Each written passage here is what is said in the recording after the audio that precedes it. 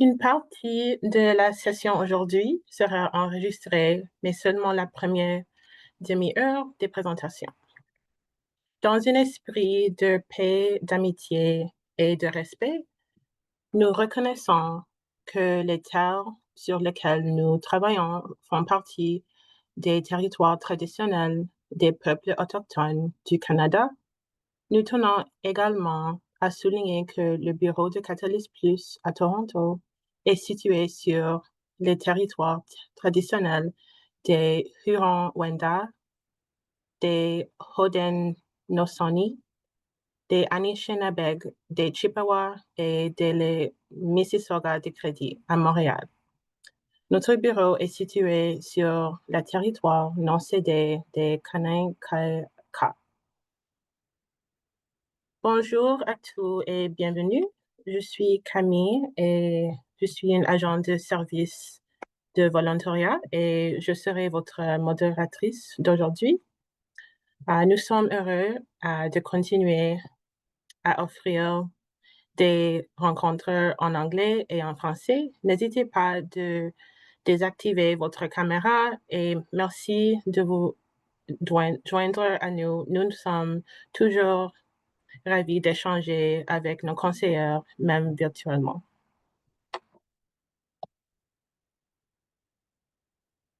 Si vous découvrez Catalyst Plus ou ses réunions, l'objectif est de permettre aux conseillers de partager leur expérience et de familiariser avec les programmes et les processus de Catalyst Plus et d'échanger avec d'autres acteurs de leur secteur autour des thématiques clés.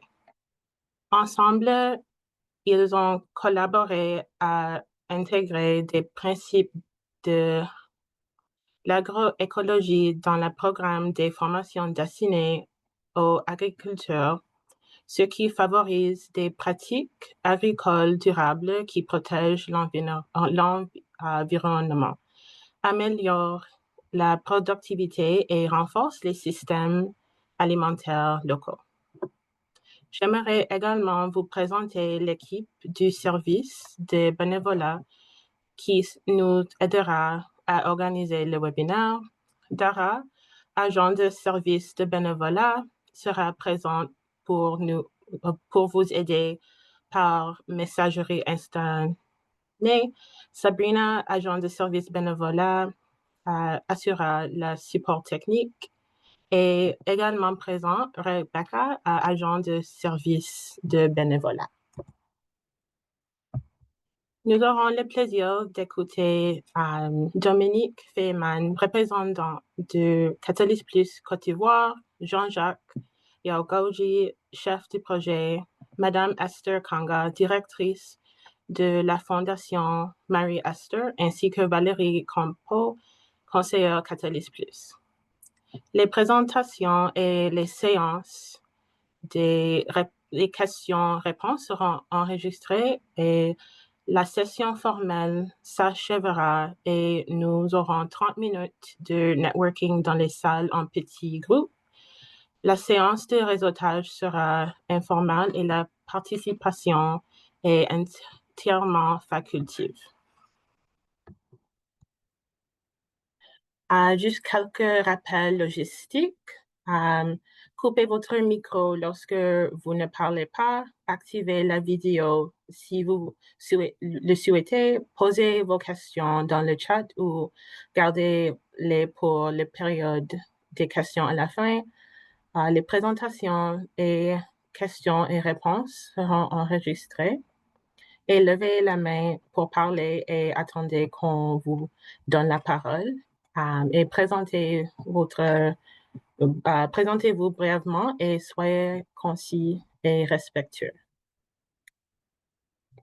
Dominique Feyman est la représentante du pays Catalyst Plus en Côte d'Ivoire, diplômée en droit et administration publique de l'Université Cheikh Anta Diop de Dakar. Elle possède 9 ans d'expérience dans le développement économique international, certifiée en analyse des données, en études de genre et une économie de l'environnement. Elle a fondé le blog Eco Insight afin de promouvoir une responsabilité environnementale inclusive et le partage des connaissances pour les générations futures. Jean-Jacques Yogauji est chargé de projet chez Catalyst Plus Côte d'Ivoire depuis avril 2018. Il est titulaire d'un master en sciences de gestion de l'Université Félix Houphouët-Boigny et certifié en développement des projets, sciences des données, modélisation macroéconomique et gestion des politiques économiques sensibles au genre. Madame Esther Kanga est la directrice de la Fondation Marie Esther, promeut le développement durable en Côte d'Ivoire par l'agroécologie, la formation et l'autonomisation rurale. Elle a créé le Centre agroécologique Marie-Esther, cofondé la radiogénération 100% développement durable et lancé EcoChamp Bio et EcoChamp Connect pour une agriculture durable et solidaire. Sans plus attendre, nous invitons Dominique, Jean-Jacques et Madame Kanga à poursuivre la présentation.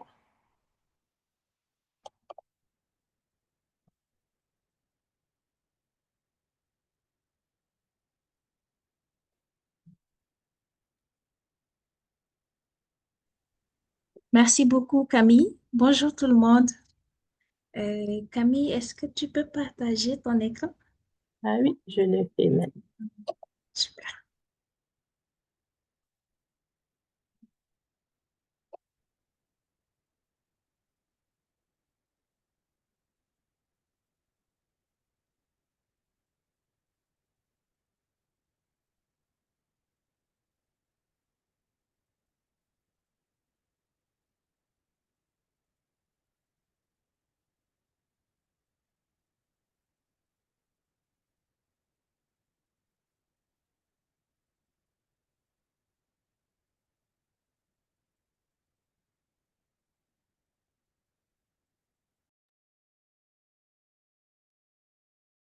Ok, super. Merci Camille. Bonjour tout le monde. Avant de commencer, on tient d'abord à exprimer vraiment, euh, à remercier beaucoup Camille et le service VS de Catalyst Plus, ainsi que Natalia pour l'initiative et l'opportunité que vous nous avez donnée, de partager notre expérience de collaboration avec la Fondation Marie-Esther sur l'agroécologie. Je désactive ma caméra pour que l'audio puisse aller plus vite. Parce que si je l'active, peut-être je pourrais avoir des bugs et ça peut créer un petit malaise à votre niveau. Je salue tous les participants et la présentation d'aujourd'hui porte sur l'engagement de Catalyst Plus et de la Fondation Marie-Esther dans la promotion de l'agroécologie en Côte d'Ivoire dans un contexte de transition vers des pratiques agricoles, je veux dire plus durables et plus respectueuse de l'environnement. Notre présentation d'aujourd'hui met aussi en lumière le rôle central de Catalyst Plus Côte d'Ivoire, un rôle d'accompagnement au niveau de dans cette transition agroécologique-là auprès des partenaires pour les amener à concilier performance économique et durabilité environnementale. Et c'est précisément dans ce contexte que les partenaires de Catalyst Plus, en particulier la Fondation Marie-Esther, jouent un rôle vraiment important. Je vous invite donc à parcourir cette présentation avec nous, une présentation qui illustre vraiment comment un partenariat engagé peut transformer les défis agricoles en véritables opportunités pour la Côte d'Ivoire.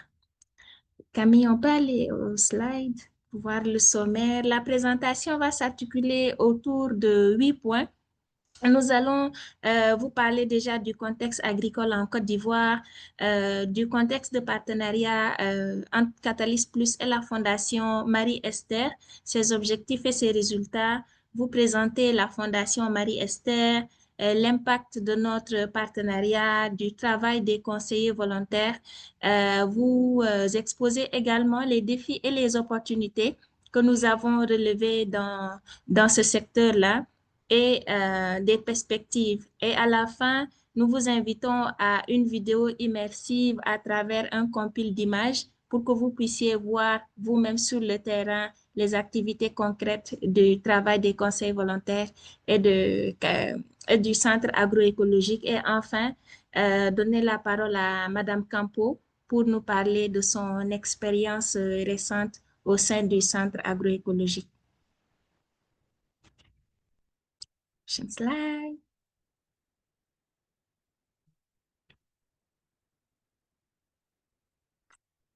Alors, comme vous le voyez, l'économie de la Côte d'Ivoire a fait vraiment preuve de croissance. En 2021, de 2021 à 2023, le PIB réel était entre 6,5%. En 2024, Camille, c'est l'autre slide. En 2024, le PIB est à 6% et le secteur agricole présente un pilier économique très, très important. Il occupe 2 tiers de la population et représente 60% des exportations. Le secteur agricole aussi représente 23% du PIB national et vous le voyez, la Côte d'Ivoire, avec certaines filières, est positionnée dans la production au niveau mondial, comme le cacao. Il est premier producteur mondial de noix de cajou, troisième producteur mondial de caoutchouc naturel avec la filière EVEA, quatrième producteur mondial africain, je veux dire, de coton, café, etc. Et nous avons un grand potentiel de culture vivrière. D'ailleurs, même dans le cadre du programme de coopération volontaire, nous avons à travailler, nous avons une stratégie de développement de la chaîne de valeur manioc, qui est une chaîne de valeur qui emploie énormément de femmes dans les milieux ruraux. Et comme je l'ai dit tantôt, l'agriculture emploie 2 tiers de la population. C'est un potentiel qui est énorme et qui fait face à des enjeux, qui fait face à des défis, surtout de déforestation, parce qu'il y a énormément de pressions qui se font au niveau des écosystèmes naturels et forestiers. Comme vous le voyez, la couverture forestière, par exemple, en Côte d'Ivoire est passée de 37% du territoire en 1960 à 14% en 2010. Il y a vraiment une déforestation très massive. Et face à cela, l'agroécologie devient une alternative qui combine agroforesterie, rotation des cultures, utilisation d'intrants organiques, etc. Oui, prochaine slide. Au niveau régional, nous avons plusieurs programmes et au niveau national aussi, plusieurs programmes et initiatives qui soutiennent le secteur. On a le programme agroécologie en Afrique de l'Ouest. La CEDEAO a aussi adopté depuis 2005 une politique agricole sur laquelle s'inscrivent les pays membres. Il y a un cadre d'intervention pour l'agriculture climato-intelligente qui existe depuis 2015. Et au niveau national, nous avons des références comme le Plan national de développement. Il y a, ça, c'est le deuxième programme national d'investissement agricole qui, d'ailleurs, finit bien, comment dire, qui d'ailleurs finit bientôt de 2017 à 2025. Il y a une stratégie nationale d'agroforesterie. Il y a les contributions déterminées au niveau national et le programme Abidjan Legacy qui est placé sous la présidence de la République et qui a été adopté depuis l'organisation de la COP 15 en 2022 en Côte d'Ivoire. Nous avons également plusieurs salons qui sont dédiés à promouvoir l'agriculture comme le Sahara qui est devenu vraiment un tournant décisif, qui est devenu un salon international. Nous avons le salon de l'agriculture, de la pêche et de l'élevage, le salon des produits vivriers et de la sécurité alimentaire et autres initiatives et opportunités d'échange, de réseautage, d'investissement, de synergie. On a plusieurs acteurs qui interviennent dans le secteur agricole en Côte d'Ivoire. Ça va des ministères techniques aux agences qui sont dédiées soit pour la recherche agricole, soit pour l'appui technique, soit pour le financement. Nous avons beaucoup d'ONG internationales qui ont des programmes dans le secteur agricole et qui soutiennent certaines filières en Côte d'Ivoire. Nous avons aussi la Chambre de commerce et d'industrie qui accompagne les entrepreneurs agricoles en Côte d'Ivoire. Et tous ces cadres montrent la volonté du gouvernement à investir dans ce secteur et à accompagner les acteurs qui sont dans ce secteur-là. Mais aussi, ce sont des cadres qui offrent des opportunités de croissance pour les acteurs comme la Fondation Marie-Esther.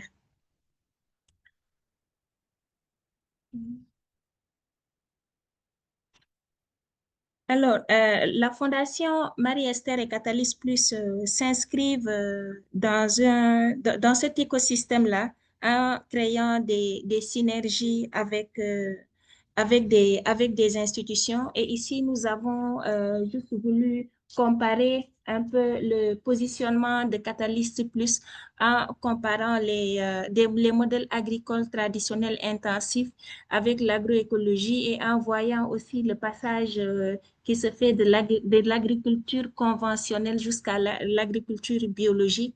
Là, par exemple, je dirais qu'il y a pas mal de producteurs qui sont toujours dans l'agriculture conventionnelle. Ils utilisent beaucoup de pesticides, beaucoup de produits chimiques, ce qui détruit le sol, ce qui entraîne aussi la pollution et la perte de biodiversité.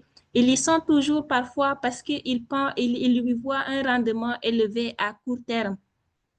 Mais ce n'est vraiment pas quelque chose de durable et ils sont très exposés à des risques de santé. En allant vers la transition agroécologique, on utilise moins de pesticides, on est moins exposé du point de vue santé. On a aussi moins d'impact sur l'environnement. On est plus vers la diversification des cultures, on est plus vers la fertilisation organique des sols. On est plus vers l'association des cultures, plus orienté euh, vers l'association des écosystèmes naturels, si je peux dire ainsi.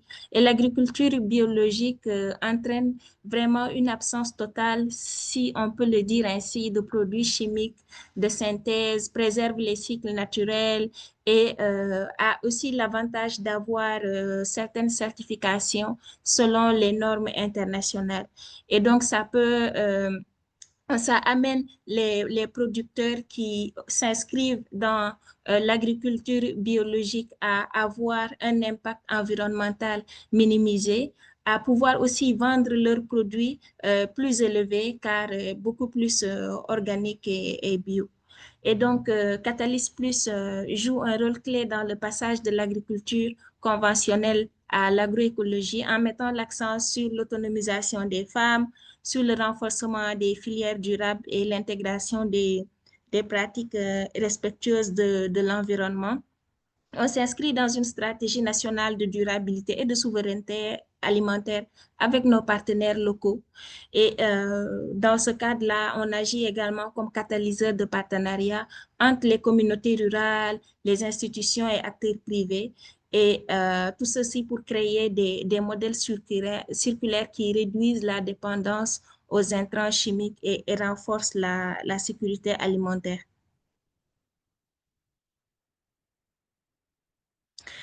Alors, voici exposer le contexte où on a vu également les acteurs majeurs qui sont dans le secteur agricole en Côte d'Ivoire, les programmes et initiatives majeures, et comment Catalyst Plus et la Fondation Marie-Esther concrétisent cette transition-là.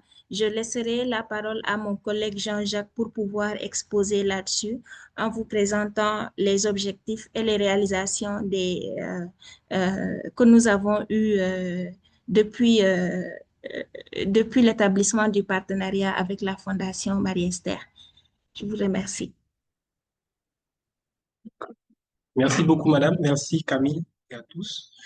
Et donc, pour présenter la collaboration entre Catalyst Plus et la Fondation Marie-Esther, je pourrais dire que ce partenariat s'inscrit dans le contexte des objectifs de développement durable, de la politique d'aide internationale féministe du Canada et dans les priorités nationales évoquées un peu plus haut par Madame Dominique tout à l'heure.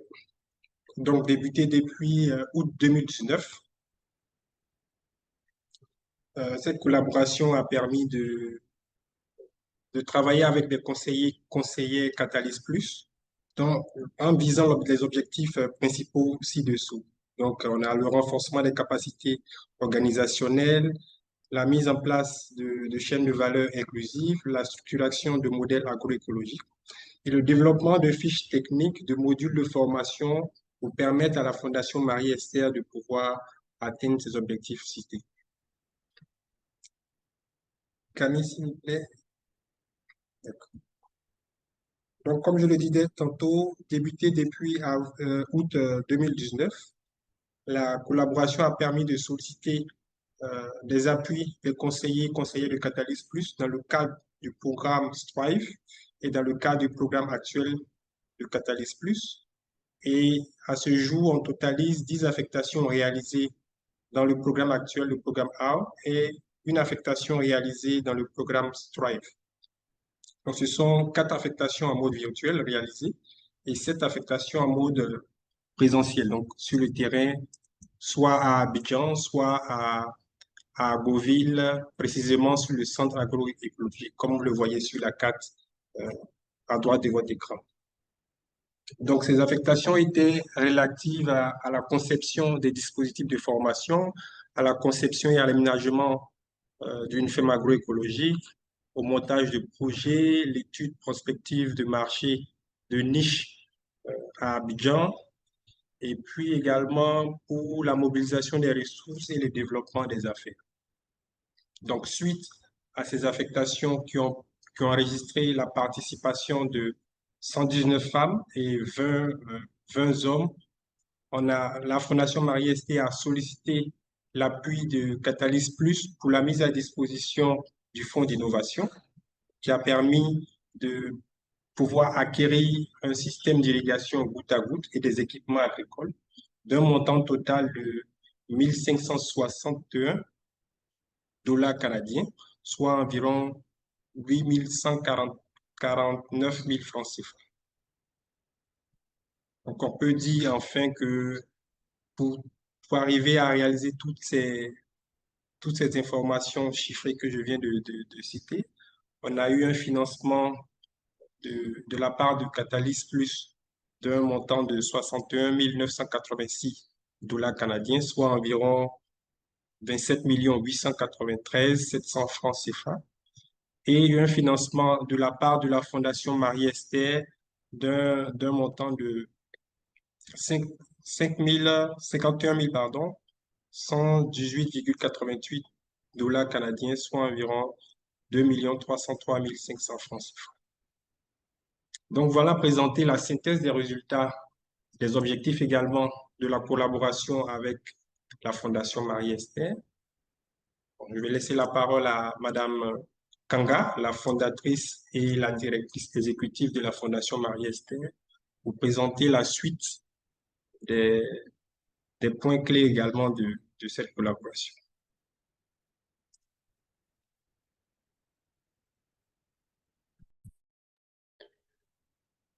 Jean-Jacques, je pense qu'elle était déconnectée, puis elle vient de retourner à la salle.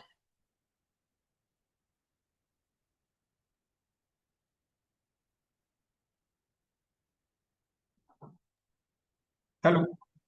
Oui, elle n'est pas encore rentrée. On va lui donner un petit peu. Mais je pense qu'il faut juste récapituler que c'est OK, elle est rentrée maintenant. Tu peux le... D'accord. Oh, non, elle n'est pas rentrée. Je Non, pense pas- qu'elle a des problèmes techniques. Je pense qu'elle a un problème technique. Oui, je pense.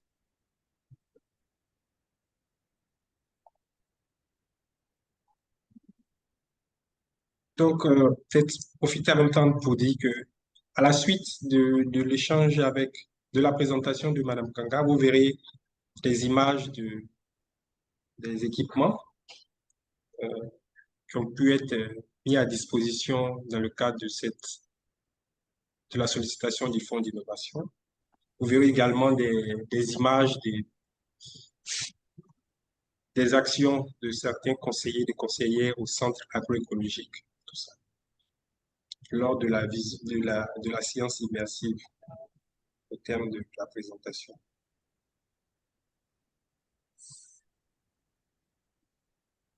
OK.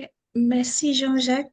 Je pense qu'en attendant que Madame Kanga se connecte et pour rester dans le temps, on va continuer la présentation et si vous le permettez, quand elle sera là, elle va prendre la suite. On avait bien voulu qu'elle-même puisse présenter sa fondation et étant le partenaire qui a reçu les appuis, elle est la mieux placée pour parler de la valeur ajoutée du travail des conseils volontaires. Mais on va aller et dès qu'elle est là, si vous pouvez juste me faire signe, je vais me taire et puis lui laisser la parole. J'essaie encore une fois de rentrer, donc il est possible Ah, qu'elle essaye, mais elle essaie. je vais te laisser savoir quand tu vas rentrer. D'accord, super. Alors, la Fondation Marie-Esther, elle existe depuis 2018 et agit sur trois points essentiels. L'un des piliers, c'est le développement humain et social, où ils font beaucoup de formations sur la santé, sur le leadership féminin, sur le développement communautaire, etc. Ce volet-là se fait au niveau du centre agroécologique Marie-Esther qui se trouve à Aboudé, à 1 heure de route d'Abidjan. Ils ont également un volet économie verte où ils travaillent beaucoup, la fondation travaille beaucoup sur tout ce qui est agriculture durable avec des producteurs et des transformateurs, tout ce qui est gestion de l'environnement et valorisation des ressources. La fondation a une entreprise solidaire qui est EcoChamp Bio, qui, de par cette entreprise-là, ils font l'écoulement des produits. C'est la marque des produits qui sont issus de la production qu'ils font sur le site. Et l'autre volet, c'est la communication pour le développement. La fondation a une radio qui est vraiment 100% développement durable, où ils font beaucoup la promotion du développement durable, que ce soit au niveau des initiatives ou programmes, que ce soit des personnes qui ont l'expertise en la matière. Et ils font beaucoup de sensibilisation aussi et d'éducation à travers cette radio-là. Donc, la mission est d'accompagner les communautés sociales au niveau social et économique des communautés défavorisées en vue de s'organiser pour le développement dans une démarche de développement durable.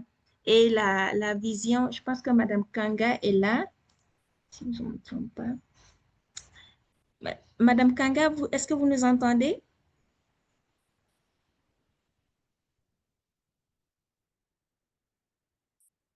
Ça revient. Vraiment, toutes mes excuses. Ah, d'accord, super. Comme vous êtes là, on n'est plus par le temps. Je vous laisse poursuivre avec la présentation de votre fondation, Madame Kanga. Bonjour. D'accord. OK. Merci beaucoup. Bonjour à toutes et à tous. Vraiment désolée, je suis Kanga Esther, responsable de la Fondation Marie-Esther, qui est une organisation à but non lucratif, donc qui est créée en 2018. Donc, notre vision, en fait, est de favoriser le développement humain durable en accompagnant les communautés rurales vers plus d'autonomie à travers l'agroécologie, la formation et la valorisation des ressources naturelles locales. Donc, notre mission, comme le voyez, repose sur trois axes stratégiques. Le premier axe, c'est le développement humain et social. Donc, nous accompagnons avec la formation, la santé, la nutrition, et nous travaillons également sur le développement donc, des femmes, le leadership féminin. Aussi, au niveau de l'économie verte, qui est notre deuxième axe, nous promouvons les métiers, les services et l'innovation, donc de l'agro Euh, je ne vois pas vraiment le slide, mais bon, c'est pas grave. Et le troisième point, c'est la communication pour le développement. Je ne sais pas si Madame Camille peut mettre parce que je ne vois pas le slide. Oui, elle s'est déconnectée. On va essayer de partager notre écran. Oh, d'accord. OK, donc le troisième axe, c'est la communication pour le développement à travers donc, notre radio communautaire. On se penche vraiment sur des programmes éducatifs pour la sensibilisation et le partage des bonnes pratiques agroécologiques. Donc voilà un peu, le premier slide n'est pas là, mais ces trois axes-là structurent toutes nos actions sur le terrain et notre engagement pour une transition agroécologique. Alors, Madame Dominique, je pense on peut passer au prochain slide.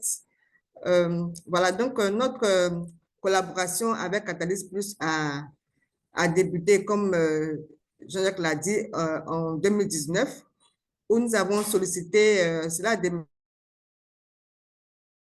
par un appui que nous avons sollicité donc à Catalyst Plus. C'était un projet intitulé Appui à l'insertion professionnelle des femmes et des jeunes dans les chaînes de valeur, dans les métiers, les chaînes de valeur de l'agroécologie. Je ne sais pas si Mme Dominique s'en souvient. Donc, c'est sur cette base-là que nous sommes allés voir Catalyst Plus. Et donc, avec cela, nous avons eu vraiment un partenariat très structurant. Nous avons eu près de 11 missions donc, de conseillers volontaires, comme Jean-Jacques l'a dit, et avec qui nous avons travaillé sur la gestion organisationnelle de notre structure.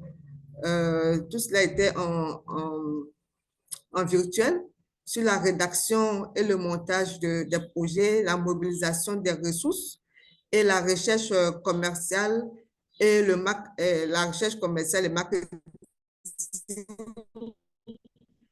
ainsi que sur le plan de développement des affaires. On a travaillé également sur notre business model, organiser notre structure. Parce qu'on venait juste de commencer, nous avons été créés en 2018 et là, c'était la première action, la première mission donc, des conseillers. Donc, c'est vraiment sur l'organisation de notre structure. Et ça nous a beaucoup aidé, nous a orientés et nous a permis pour les projets, pour les missions en présentiel, nous avons travaillé maintenant sur les techniques agroécologiques. Alors, c'était en 2021. Nous avons fait donc l'inauguration de notre site parce qu'il s'agissait pour nous de mettre en place un site agroécologique qui allait permettre un meilleur accompagnement des personnes rurales sur les pratiques et les expériences agroécologiques. Alors, avec les producteurs, surtout qui sont des personnes du milieu rural, il est important que les formations soient vraiment de visu. C'est-à-dire qu'il faudrait que les pratiques puissent être une nouvelle pratique. Il faudrait que les producteurs puissent percevoir exactement ce qu'il en est pour pouvoir adhérer ou pas. Donc, nous avons démarré l'inauguration de ce site-là avec des plantines d'arbres, des plantations d'arbres fruitiers et forestiers avec Catalyst Plus et d'autres acteurs. Et Catalyst nous a accompagnés également dans la mise en place d'une micro-ferme de volailles parce qu'on avait souhaité avoir un site vraiment circulaire. Donc, les fientes de volailles allaient nous permettre donc de faire nos composts, de produire nos composts. Et ensuite, Catalyst Plus nous a accompagnés dans la mise en place d'un jardin expérimental donc en agroécologie en nous fournissant du matériel tel que les systèmes d'irrigation. Donc, c'est un peu ce que nous allons faire pour tester un peu nos compétences dans le domaine de l'agroécologie. Ensuite, nous avons travaillé sur le diagnostic agraire des femmes donc de notre région au niveau d'Aboudé pour cartographier un peu les activités agricoles de ces femmes-là. Ensuite, nous avons pu les sensibiliser, les mobiliser, les sensibiliser sur les techniques agroécologiques. Nous avons même fait un test sur la plantation, la culture de manioc sans utiliser de produits des produits chimiques, ce qui a abouti donc à la confection, à la production d'Atieke, donc sans produits, sans pesticides. Alors, nous avons également, après, travaillé sur les techniques de fertilisation des sols, de reconnaissance des typologies donc des sols. Aussi, nous avons amélioré notre technique parce qu'on s'essayait dans le compostage. Et nous avons eu aussi la visite donc, de Catalyst Plus qui nous a formés, d'un conseil qui nous a formés sur le vermicompostage, etc., et le biochar, pour ne citer que ceux-là. Et ensuite, par rapport à notre vision, nous avons voulu vraiment que le centre agroécologique soit un centre de formation et d'expérimentation. Et il fallait aménager le centre là en fonction, voilà, pour que on puisse retrouver tous les systèmes agricoles sur notre parcelle. Voilà, donc on a eu la visite donc des Catalystes Plus qui nous a donc accompagnés dans cette formation-là en nous aidant à aménager, à visualiser un peu l'aménagement de notre centre. Et aussi, la dernière formation était sur la mise en place, le test d'un curriculum de formation en agroécologie, particulièrement dans le maraîchage agroécologique avec les femmes du milieu rural, les femmes analphabètes. Donc, c'était déjà ça, les résultats, mais aussi parlons des résultats concrets. C'est-à-dire que toutes ces formations, qu'est-ce que ces formations nous ont permis donc de réaliser? Nous avons effectivement eu un partenariat avec la FAO pour la réhabilitation donc des vergers de cacao en système agroforestier. Donc, nous avons fait l'agroforesterie, je veux dire, dans un projet donc de la FAO, le projet PROMI. Nous avons également formé ces producteurs-là dans le domaine de l'agroforesterie sur les bonnes pratiques agricoles et nous avons réussi aussi avec les producteurs à restaurer des parcelles vraiment dégradées donc de ce que nous faisons, notamment l'agroforesterie et la restauration forestière. Ensuite, nous avons eu un partenariat avec Israël qui nous a fourni aussi des systèmes d'irrigation.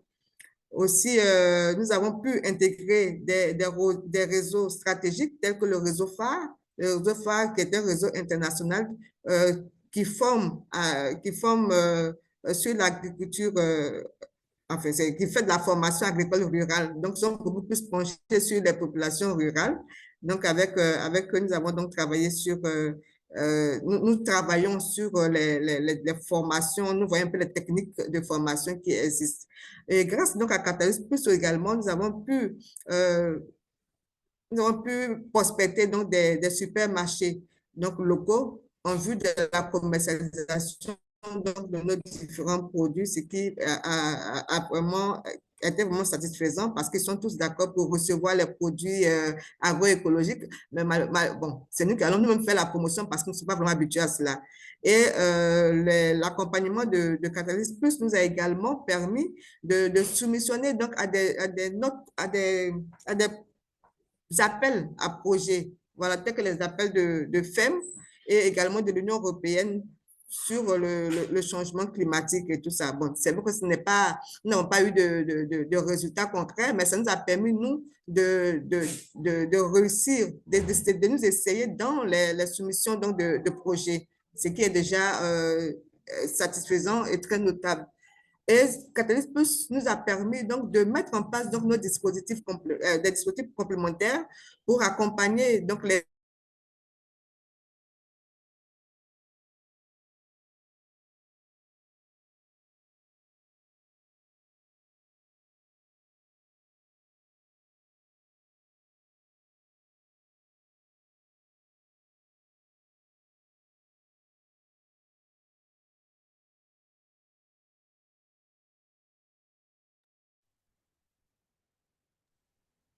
Allô, Madame Kanga?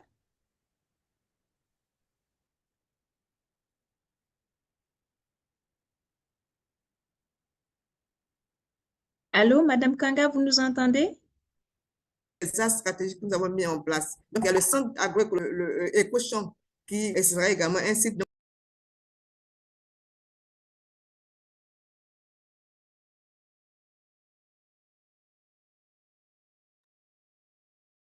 Madame Kanga, on ne vous attend pas. Elle n'est plus connectée en fait. Oh, Ah, oui. elle est encore là. Oui.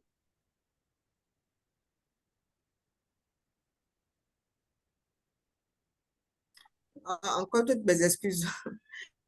Vraiment, le réseau déconne à mon niveau. Voilà, donc nous avons pu, je vais aller rapidement, nous avons pu également faire le lancement, créer une plateforme EcoChamp Connect pour pouvoir connecter et relier donc tous les acteurs du système, notre système agroécologique, donc de la production jusqu'à la consommation, en passant par les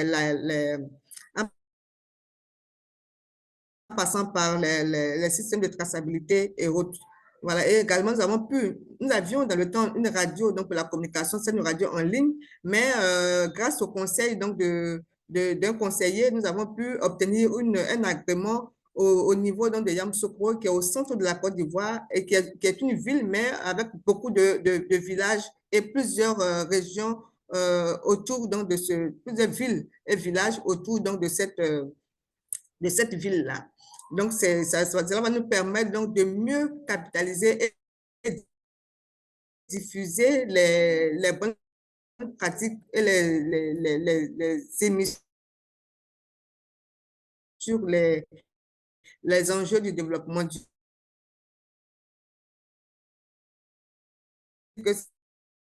Ces résultats-là montrent que nous avons vraiment réussi à bâtir des dispositifs cohérents et complémentaires pour la transformation, la vie. Donc, voilà un peu ce que je pourrais dire. Si on peut passer au slide prochain, suivant. Bon, on peut passer au slide suivant, s'il vous plaît. Madame Dominique, je peux dire que ces résultats-là ont généré aussi des impacts mesurables qui s'inscrivent dans les piliers de Catalyst Plus. Si on peut avoir le slide prochain, s'il vous plaît. Oui, j'ai changé le slide. Voilà. Donc, qui s'inscrivent dans les 3 piliers de Catalyst Plus, notamment au niveau de l'innovation. Donc, au niveau des 3 piliers de Catalyst, nous avons l'innovation. Non, c'est bon, l'égalité du genre et aussi l'environnement. Donc, au niveau, enfin, je vais un peu vite parce que ma connexion déconne un peu. Voilà, donc au niveau de l'innovation, nous avons pu utiliser donc, les systèmes d'irrigation goutte à goutte pour nos cultures.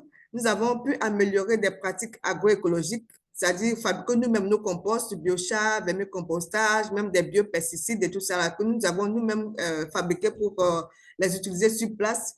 Aussi, nous avons pu concevoir donc, un curriculum de formation innovant et accessible aux femmes analphabètes. Parce qu'au départ, ce n'était pas aussi évident. Il fallait trouver donc, les moyens pour que ces femmes-là puissent… Non, non, non, tu peux revenir.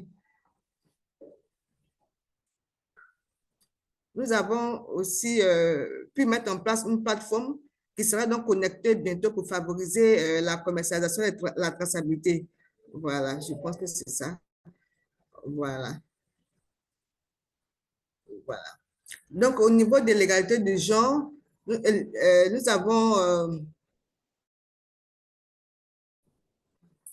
maintenant une participation gestion de leurs activités. À travers les formations que nous avons reçues, toutes ces formations, on voit les femmes là vraiment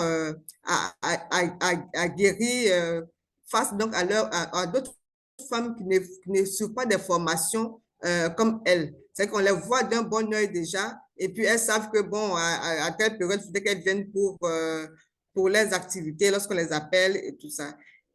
Aussi, nous avons pu renforcer leur leadership à travers donc, les formations communautaires. Madame Campo pourra m'en témoigner. On a vu que ces femmes-là, vraiment faire le point des activités, elles-mêmes s'affirmer devant le micro et tout ça. Donc, vraiment, c'est un gain pour ces femmes-là. Et donc, pour finir, nous pourrons dire que les femmes d'Aboudé passent maintenant de statut de bénéficiaires à celui de leader agroécologique et économique.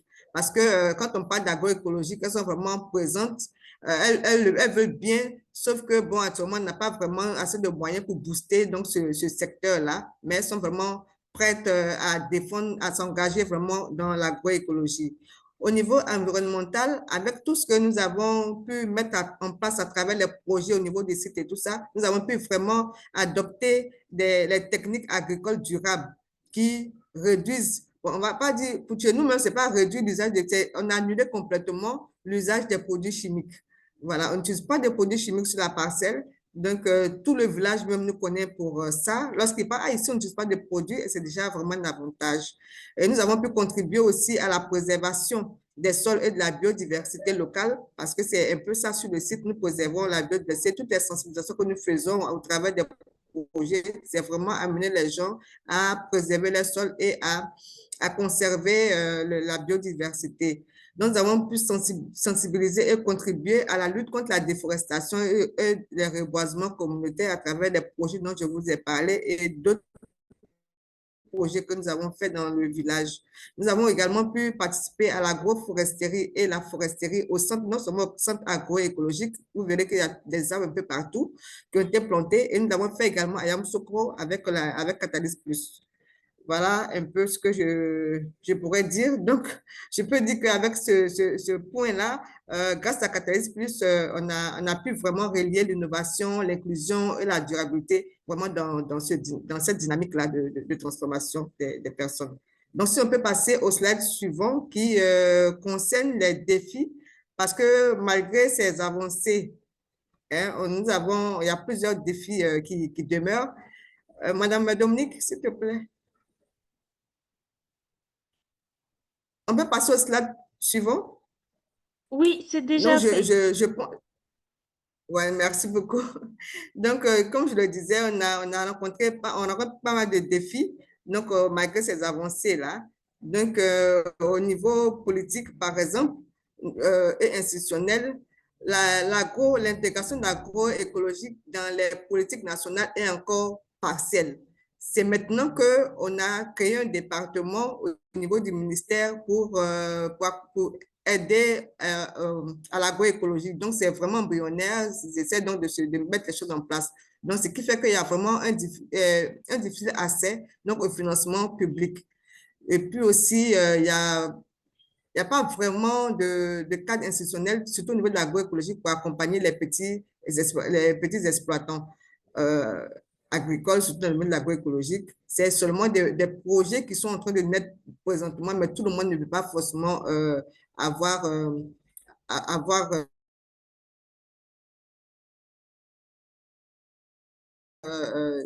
participer à ces projets d'accès à la terre, surtout pour les femmes dans notre région. Voilà, il y a aussi une rareté des terres cultivables parce que il y a l'urbanisation, les lotissements et autres. Et aussi, il y a des terres qui sont aussi dégradées, qui font que, bon, ce ne sont pas des terres assez qui sont intéressantes pour pratiquer l'agroécologie. La majorité des femmes font des locations, des portions de terre pour pouvoir cultiver. Donc, ça, c'est vraiment un défi que nous devons relever. Et il y a aussi une faible disponibilité de l'expertise technique, comme je l'avais dit, même au niveau même des universités ou des écoles agricoles. C'est maintenant qu'on intègre l'agroécologie dans les dispositifs de formation. Voilà, donc les jeunes ne sont pas encore formés, enfin, n'ont pas vraiment cette expertise-là, à mon avis, avec ce que j'ai vu faire comme recherche, ils n'ont pas vraiment cette expertise-là pour accompagner au niveau de l'agroécologie, mais au niveau des pratiques agroécologiques, c'est possible. Mais chez nous, on voulait vraiment créer un système agroécologique qui intègre vraiment tous les systèmes de production agricole. Aussi, il y a vraiment une disponibilité limitée au niveau des semences. Il n'y a pas de semences naturelles. Voilà, au niveau de notre région, au niveau même de la Côte d'Ivoire, c'est vraiment très limité. Vraiment, il y a eu une difficulté d'accès aux intrants naturels, etc., pour passer. Et donc, le centre agroécologique Marie-Esther, bon, reste encore en phase d'aménagement et d'équipement adapté pour accompagner. Donc, ce sont des défis que nous tenons à relever. Donc, au niveau social, il y a l'analphabétisme des femmes aussi et des jeunes filles qui posent problème, surtout au niveau de la formation comment les accompagner, comment leur expliquer les choses pour qu'elles s'approprient vraiment l'agroécologie, parce qu'elles sont vraiment ancrées dans les produits chimiques. Donc, comme on le sait, le changement est vraiment difficile. Donc, elles sont très réticentes. La plupart, à part celles qu'on a formées, ouais, elles sont très réticentes par rapport à ça. Et donc, s'il n'y a pas vraiment de produits d'accompagnement pour les installations et également pour les produits d'intrants naturels, ce sera vraiment difficile pour elles de continuer parce qu'elles sont forcément obligées, puisqu'elles veulent produire, elles veulent avoir de l'argent, de recourir donc aux pesticides. Au niveau économique, comme je l'ai dit, c'est maintenant que les financements se mettent en place, c'est maintenant qu'on a mis en place nos dispositifs, donc vraiment on a un accès limité au financement et aussi au mécanisme de microcrédit adapté à l'agroécologie. Voilà, donc il y a vraiment beaucoup de défis à relever au niveau de la certification biologique, le coût est élevé, il y a l'absence aussi de données économiques pour expliquer aux populations là, que l'agroécologie est rentable et tout ça. Il n'y a pas de marché bio vraiment bien structuré au niveau donc, de la Côte d'Ivoire. Tout ça sont des défis que nous allons donc transformer, en levier d'apprentissage et d'innovation. Donc, au niveau des opportunités, Madame Dominique, si on peut passer aux opportunités. J'ai peur parce que c'est marqué votre connexion Internet est instable. Si on veut passer aux opportunités, donc, comme je l'ai dit, nous avons plusieurs opportunités qui s'ouvrent à nous.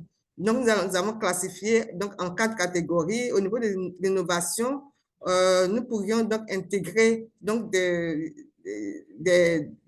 intégrer les outils numériques dans l'agriculture. Parce que déjà, même le samedi, il y a l'université Félix Houphouët-Boigny qui arrive donc sur notre site pour pouvoir former les femmes sur l'utilisation, par exemple, d'outils numériques pour pouvoir tester, pour pouvoir reconnaître les maladies, les ravageurs donc des plantes et autres, et trouver donc des solutions et proposer des solutions je vais dire biologiques pour y remédier. Donc, c'est déjà un atout pour nous. Et puis aussi, on pourra également, nous, à notre niveau, développer des bio-intrants locaux que nous pourrions vendre parce qu'il n'y en a pas assez sur le marché, c'est vraiment insuffisant. Et aussi, nous avons des opportunités de transformation de nos produits.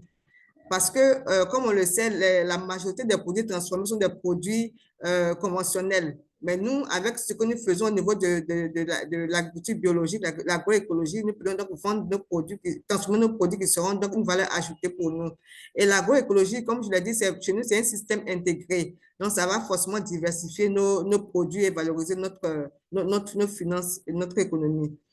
Au niveau institutionnel, nous pourrions profiter vraiment pour valider nos curricula de formation et mettre en place vraiment un dispositif de certification pour les producteurs, les producteurs ruraux. Et aussi, on a des programmes maintenant qui se mettent en place, surtout avec le PAE de la CEDEAO, des programmes donc sur la transition agroécologique qui pourront, si nous sommes vraiment bien, nous sommes assez bien vigilants et autres, nous pourrions donc avoir donc intégrer ces différents programmes-là. Et au niveau des ressources, avec toutes ces années de formation, nous avons acquis quand même de l'expérience dans le domaine de l'agroécologie. Et donc, nous pourrions donc accompagner ces femmes-là, et puis aussi au niveau même de la formation, avec l'expérience que nous avons eue avec Mme Campo et puis d'autres expériences, nous pourrions donc avancer au niveau de la formation en agroécologie déjà. Nous avons aussi une opportunité aussi pour mettre en place des petits élevages et pisciculture naturelle, biologique, c'est-à-dire avec des productions alimentaires biologiques pour ces animaux-là. Nous avons aussi un engagement local, c'est-à-dire que les gens sont déjà intéressés. On a fait des projets sur l'agroforesterie, la restauration, l'agroécologie. Donc, les gens sont déjà prêts à s'engager. Il suffit seulement d'avoir les dispositifs qu'il faut, les financements qu'il faut pour pouvoir les avoir. Et ça va nous permettre en même temps de créer donc, des marchés locaux et même pourquoi pas régionaux pour les produits agroécologiques. Et puis aussi, bon, voilà, les demandes sont croissantes. Et pour passer donc au partenariat, je pourrais dire que nous souhaiterions vraiment poursuivre cette collaboration avec Catalyst Plus et l'élargir aussi à d'autres acteurs du secteur public, privé et tout ça, surtout ceux qui ont à défendre leurs responsabilités sociétales. Je pense que ce sont des entreprises vraiment que nous allons contacter pour accompagner ces femmes si possible et voir également les microfinances et programmes qui sont en train de se mettre en place. Donc, je veux dire que nous, pour terminer, je veux dire que nous disposons vraiment des compétences, de la vision, une base solide. Et il nous reste seulement à consolider nos acquis et à rendre vraiment nos dispositifs là pleinement opérationnels et autonomes. Donc, vraiment, je vous remercie. Je pense que c'est la fin de mon slide. Je vous remercie vraiment pour la confiance et également pour l'opportunité que vous m'avez donnée de partager donc, cette expérience et ces résultats. Je vous remercie. Merci beaucoup, Madame Kanga, pour ce brillant exposé. Merci beaucoup également Madame Dominique, à c'est pas à moi Jean-Jacques. de faire. C'est fini. Oui, est-ce que vous m'entendez? Madame Euh, Dominique, oui, est-ce que vous m'entendez? Est-ce que vous m'entendez? je vous passe Je la vous parole. entends, Voilà. Madame Kanga. Vous m'entendez? Oui, oui, c'est bon, oui. D'accord. Je disais, Madame Kanga, merci beaucoup à vous et à Jean-Jacques pour les informations que vous nous avez partagées pour vraiment euh, ce brillant exposé. Après avoir parcouru les résultats, l'impact, les défis et les opportunités de la collaboration entre Catalyst Plus, je pense qu'on peut se tourner un peu vers l'avenir pour voir ce qu'il y a à venir dans le cadre de cette collaboration-là. Les perspectives que nous allons explorer nous montrent comment est-ce qu'on peut consolider les acquis qu'on a déjà eus dans le cadre du programme de coopération volontaire. En premier lieu, on a déjà prévu une évaluation des appuis techniques qui sont fournis par Catalyst Plus. Jean-Jacques l'a mentionné, la Fondation a reçu 13 conseils volontaires depuis le début, 11 conseils, je veux dire, depuis le début du programme. Donc, il est temps pour nous de pouvoir vraiment aller sur le terrain, évaluer ses appuis, voir la valeur ajoutée que ça a eu, mesurer aussi le niveau de recommandation et pouvoir définir les prochaines étapes. Madame Kanga aussi a touché les perspectives sur l'aménagement et la mise en valeur du centre agroécologique. Il faut sécuriser le site et l'accès aux fonciers pour les femmes est un gros défi ici en Côte d'Ivoire. Il faut également déployer les moyens qu'il faut pour pouvoir clôturer le site et y pouvoir faire les installations adéquates. Il y a le déploiement du dispositif de formation certifiante aussi à la suite de l'affectation avec Madame Campo. Il faut finaliser et valider les curricula et référentiels de compétences avec les autorités compétentes. Ça également, ça va nécessiter beaucoup d'accompagnement pour pouvoir amener les femmes et les accompagner dans cette transition-là. Produire des supports pédagogiques qui sont adaptés. La majeure partie des femmes, ce sont des femmes analphabètes et former au moins une centaine de femmes et de jeunes qui sont dans le milieu rural sur les métiers de l'agroécologie. Il faut également renforcer l'autonomie économique. On aura beau apporter de la formation, mais arriver à un certain niveau d'accompagnement, il faut vraiment déployer la machine, comme on dit, essayer d'aller vers la transformation des produits aussi qui apporte beaucoup de valeur ajoutée et qui peut améliorer, qui peut augmenter les revenus des femmes, que ce soit transformer les produits maraîchers, vous allez le voir bientôt dans la vidéo, que ce soit le compost, il y a une marque qui est déjà développée à ce niveau, que ce soit faire des tisanes, etc. avec certaines plantes. Faciliter l'accès aux au marché pour l'écoulement de ces produits, créer un point de vente écologique pour Écochamp Bio et expérimenter de nouvelles solutions numériques pour la traçabilité et la gestion. On est toujours vraiment dans cette dynamique locale, dans cette dynamique conjointe avec la Fondation Marie-Esther et il y a un gros besoin de pouvoir consolider ces acquis et aller vers la prochaine étape. En conclusion, il faut renforcer la formation des agriculteurs, promouvoir les intrants naturels locaux, développer les filières biologiques certifiées et aussi pouvoir accompagner la gouvernance, améliorer les politiques publiques de soutien et encourager les partenariats publics-privés. Et ce que je peux ajouter, c'est qu'on est vraiment dans un contexte où l'expérience qu'on mène avec la Fondation Marie-Esther consiste à mettre en avant le fait de rejoindre les dynamiques locales aux priorités globales qui sont marquées, mentionnées un peu plus haut. Former les femmes rurales, développer des filières, aller vers la restauration des forêts, promouvoir des intrants naturels. Ce sont des acquis qu'on a eus de part et d'autre, mais ce sont des acquis qui ne restent pas isolés. Et il est indispensable de continuer notre accompagnement, d'aller vers une dynamique de co-construction avec la Fondation Marie-Esther, on est déjà dans cette dynamique-là et de pouvoir mettre sur la chaîne plus de partenaires, plus d'institutions pour atteindre beaucoup plus de communautés, ce qui va nous aider à transformer les ambitions, les grosses ambitions mondiales sur l'environnement en actions concrètes. Donc, ici marque la fin de la présentation de notre collaboration avec la Fondation Marie-Esther. On vous invite maintenant à découvrir une petite vidéo de 2 minutes où on a fait le compil des photos pour que vous puissiez voir concrètement ce dont on a exposé tout à l'heure.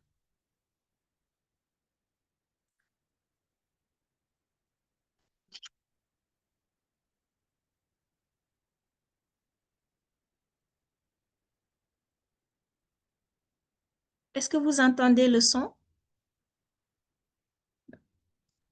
Non. Non.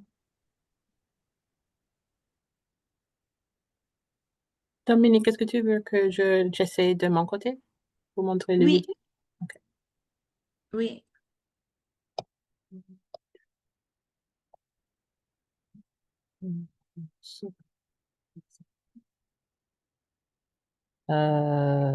Drive. Um,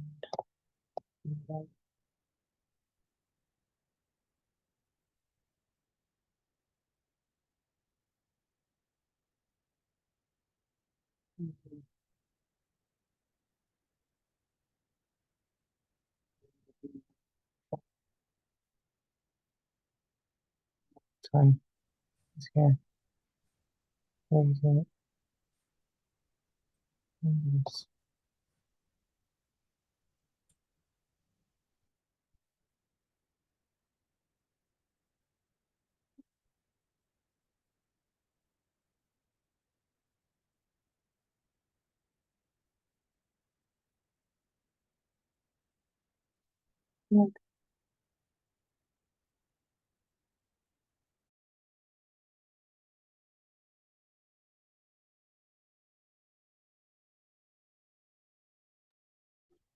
Dominique, malheureusement, j'ai besoin d'accès du Drive Google pour montrer les vidéos. Est-ce que vous pouvez essayer sur mon côté aussi?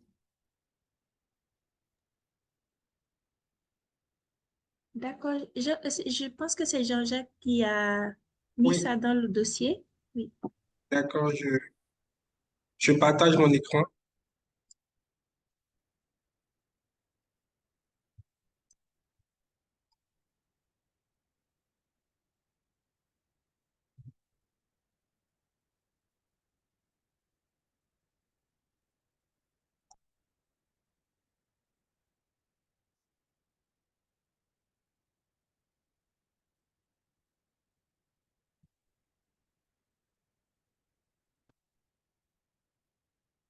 Vous voyez mon écran? Oui.